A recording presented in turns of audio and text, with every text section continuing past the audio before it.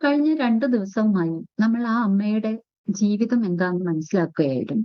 അവരുടെ സങ്കടം നമ്മൾ കണ്ടു. ഇനി ഒരാൾക്കും ഇങ്ങനെ ഒരു അവസ്ഥ വരാതിരിക്കാൻ നമ്മൾ എന്താണ് ചെയ്യേണ്ടത്? മക്കളെ സ്നേഹിക്കാം. പക്ഷേ വാർദ്ധക്യകാലത്ത് അവർക്കൊരു ഭാരമാകാതിരിക്കാൻ ശ്രദ്ധിക്കൂ.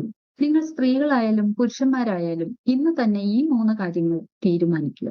ഒന്നാമത്തത്, നിങ്ങളുടെ അസറ്റുകളെല്ലാം അത് നിങ്ങളുടേതായി തന്നെ വയ്ക്കുക. നിങ്ങളുടെ ജീവിതകാലം കഴിഞ്ഞാൽ അത് മക്കൾക്ക് കൊടുക്കാമല്ലോ. നിങ്ങൾ ജീവിച്ചിരിക്കെ അതൊന്നും തന്നെ മക്കൾക്ക് എഴുതി വെക്കാതിരിക്കുക. രണ്ടാമത്തത്, ചെറുതെങ്കിലും കൃത്യമായ ഒരു പാസീവ് ഇൻകം സൃഷ്ടിക്കാനായിട്ട് ശ്രമിക്കുക എന്നുള്ളതാണ്.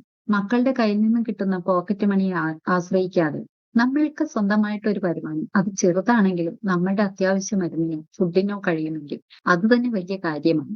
നിങ്ങൾക്കുള്ള അസറ്റിൽ നിന്നും നിങ്ങൾക്കൊരു പാസീവ് ഇൻകം സൃഷ്ടിക്കാനായിട്ടുള്ള ശ്രമം നടത്തുക എന്നുള്ളതാണ് ഇതിനൊരു പോംവഴി. മൂന്നാമത്തത്, മെഡിക്കൽ ഇൻഷുറൻസ് നിർബന്ധമായും എടുത്തിരിക്കും.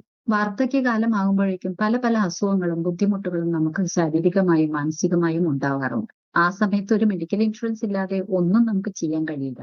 ഒരു ഹോസ്പിറ്റലിൽ പോകുന്നത് വലിയൊരു എക്സ്പെൻസ് തന്നെയാണെന്ന് ഈ മക്കളെല്ലാം അറിഞ്ഞിരിക്കുന്ന ഈ കാലത്ത് നമ്മളെ ഹോസ്പിറ്റലിൽ കൊണ്ടുപോകാനോ അല്ലെങ്കിൽ ട്രീറ്റ്മെന്റ് എടുക്കാനോ അവർക്കും പല ബുദ്ധിമുട്ടും തോന്നാം.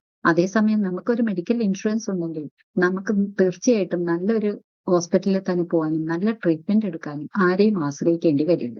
മക്കൾ നമ്മളെ നോക്കുമായിരിക്കും. പക്ഷേ മക്കൾ നമ്മളെ നോക്കണമെന്ന് വാശി പിടിക്കാതെ, ആരെയും ആശ്രയിക്കാതെ എനിക്ക് ജീവിക്കണം എന്ന ഒരു വാശി കാണിക്കുക. നിങ്ങൾ ഇതുവരെയും നിങ്ങളുടെ വാർദ്ധക്യകാലത്തിന് വേണ്ടി ഇതുപോലെയുള്ള കാര്യങ്ങൾ സെറ്റ് ചെയ്തിട്ടില്ലെങ്കിൽ ഇന്ന് തന്നെ തുടങ്ങുക.